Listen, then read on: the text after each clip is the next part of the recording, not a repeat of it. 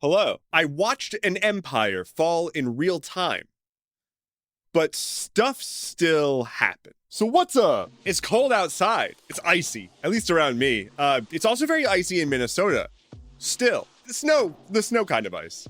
And the fascist kind too. I want to start off today by highlighting that Minnesota really hasn't changed a whole lot, despite talk about drawing down the forces there. In Minneapolis, Renee Nicole Good and Alex Preddy were both gunned down by ICE agents who were then protected by the federal government, as the citizens who were killed in the streets were called terrorists. This was a bit of a difficult thing for the White House to explain.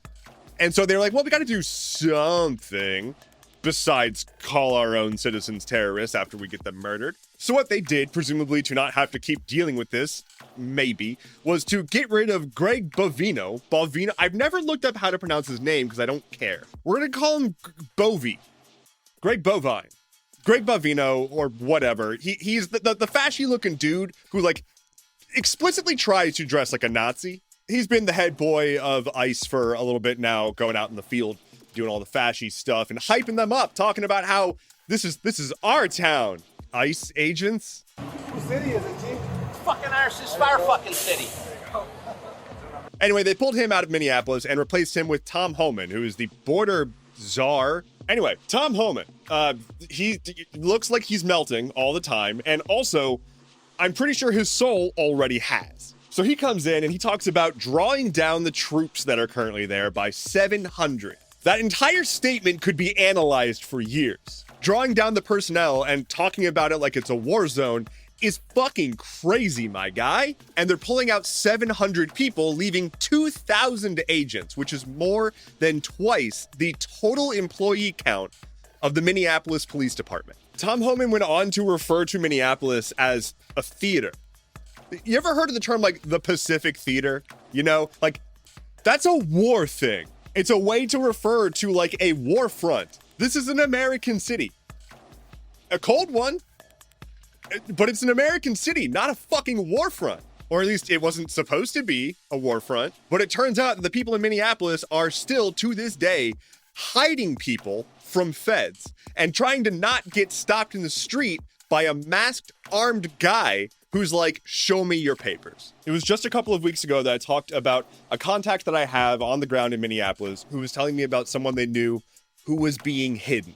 I have since received a text message saying they took her. Every single day, people in Minneapolis are on the ground trying to help, trying to push back, and making this a huge pain for the administration. These people are working day and night to make it so that this administration doesn't get away with this bullshit. We are all very aware of it because of how strong that local community has been, and they've been winning. It is horrendous that multiple people have had to die for this. And we should be holding the administration accountable for that. But this would not be the first time, by a long shot, that American citizens died by gunfire at the hands of government agents on U.S. soil for standing up for what was obviously right. Now, of course, there's a lot of ICE operations going on outside of Minneapolis too, and we are also getting reports now of outbreaks of various diseases in ICE concentration camps. These outbreaks include tuberculosis, measles, and COVID-19 in places that have children. Those classic detention centers for children that we have. On the topic of children that our government abducts, by the end of Biden's presidency, we were taking 25 children a day, give or take, into ICE custody. It is now at about 170 children a day being rounded up, thrown into camps somewhere that, according to the nurses who have been trying to offer healthcare at these camps, they are overpacked by 3 times capacity. People have reported that the ICE agents are more interested in deporting people than ensuring that they actually are healthy and have access to life-saving medication or anything like that. There are so many of them that health screenings are happening in groups. Public group health screening. But again, it's not like this is happening unimpeded. And like the system is strained right now.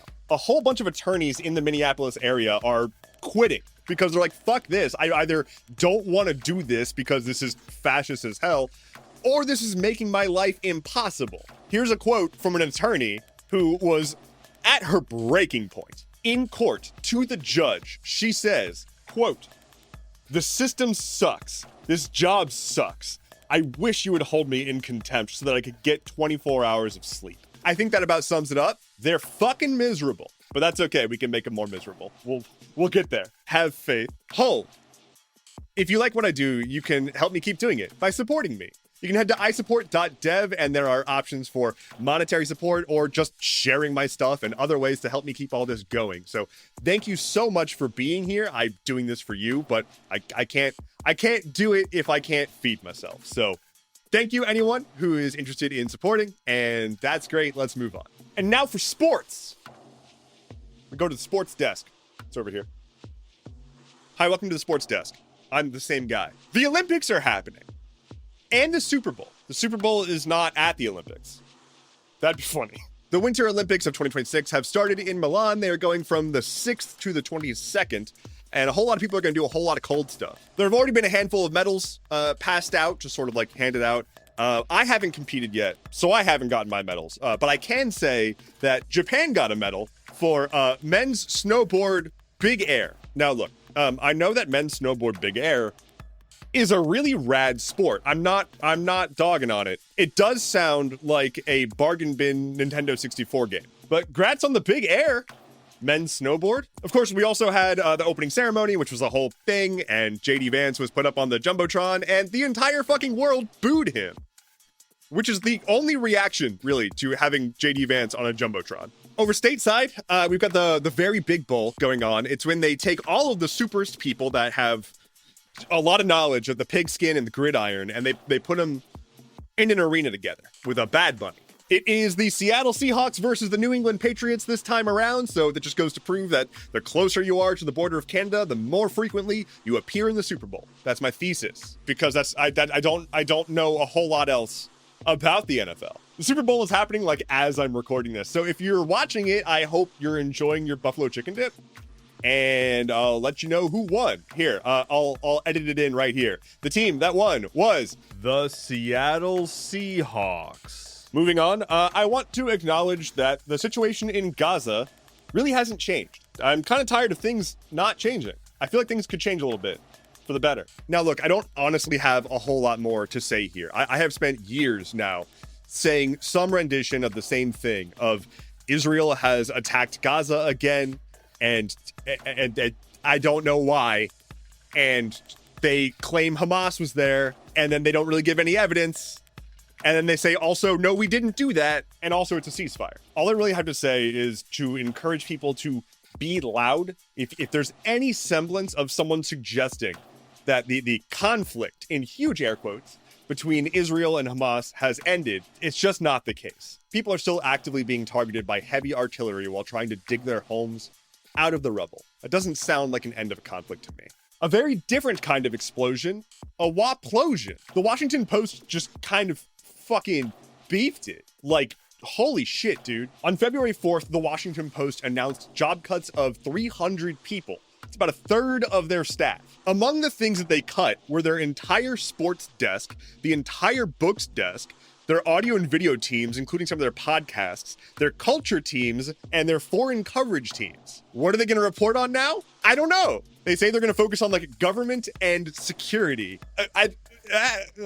Here's how it went down, though, because this is even crazier. Pretty much with no prior warning, just the editor had to say, hey, you all are getting your jobs slashed.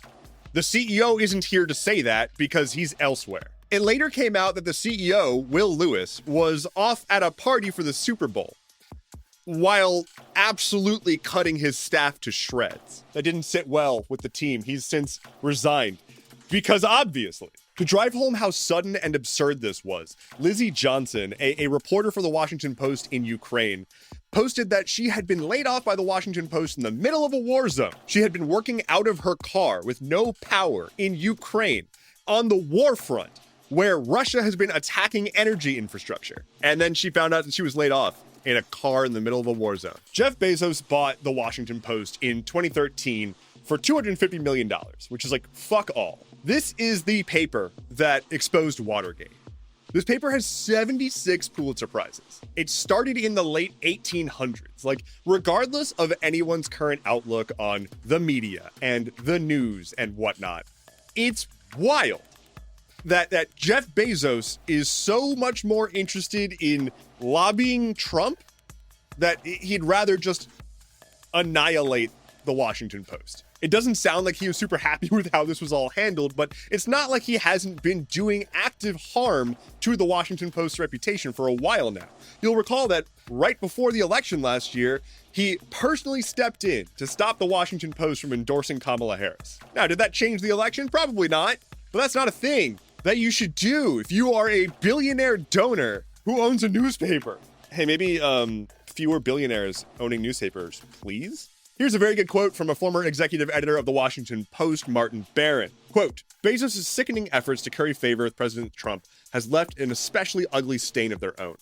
This is a case study in near instant self-inflicted brand destruction. If you are Elon Musk, you are not liking Europe. There you go. I helped you out there. Elon Musk has been beefing with the EU and multiple individual states at the same time. Last week, French authorities raided Twitter's headquarters in Paris because of the whole Grok generating non-consensual images of children thing. Quick recap, Elon Musk's AI chatbot Grok is baked into Twitter now, and you can ask it to remix images that people have posted, including images of other users, and in some cases, children. People have been using this feature to undress people en masse. Notably, that's bad. Not long ago, the EU hit Twitter with a big old fine about a whole bunch of other stuff and messing with the blue check marks and shit. And Britain's been looking into them for privacy concerns. And now France is looking into them for the whole child porn thing. Musk's response to basically all of this is to say that the EU is tyrannical and unfair and being political. Yes, it turns out when you want to operate for profit in a country, you have to adhere to their regulations. I don't think that's going to get through to Elon. I don't think he has a super great grasp of regulations and adhering to them. Speaking of which, we have some new stuff about Doge. There was a court filing about the whole Doge situation back when Elon Musk was like, I'm going to be in the government now. And yeah, they did the dumb shit that we were assuming they did. A court filing shows that Doge employees were doing a whole bunch of nefarious shit with Social Security data that they were not supposed to have access to, including uploading it to third parties that were not approved, such as Cloudflare. This means an unknown amount of unknown data from the Social Security database was sent over an unauthorized third party, and we have no idea what it was, where it is, or how much might be retained. Neat. That's not neat, actually. Here is an idea. Elon Musk, but not. Any takers? Lightning round. The Clintons will be testifying in front of Congress over the Jeffrey Epstein stuff. They're pushing to make it a public hearing. It's going to be a disaster. GameStop employees have a new dress code. They gotta wear polos and stuff. I don't know why this made my list of news, but it's in there. Okay, here's a more salient gaming thing. Valve has released a statement saying that their upcoming array of new hardware, including the new Steam machine and their new VR headset and stuff, is going to be delayed and possibly more expensive. They chalk this up to essentially the situation with AI right now. If you've tried to buy any hardware parts, it is way too expensive for parts that should not be expensive. So they're basically saying, hey, the market's fucked. We're figuring it out. Today host Savannah Guthrie's mother was abducted, and we don't know where she is, and they've been trying to figure that out. There was a ransom note and everything, and there's just not really any information about what happened. They've apparently been in contact with the abductors. I cannot imagine. Don't abduct people. That's my PSA for today. And finally for today, according to an analysis from the Wall Street Journal, if you take all of the spending that AI companies have been doing as a portion of GDP, it rivals the Louisiana Purchase. It's double the cost of the Interstate Project. That's a lot of money. I am once again casually requesting just one of those billions. Just a single one. Thank you so much for listening to today's episode of Stuff Keeps Happening. Head to skh.news for sources, bonus content, and a second Louisiana Purchase. I'm buying Louisiana back. My name is Endeavorance. We'll talk again soon. Take care and be well.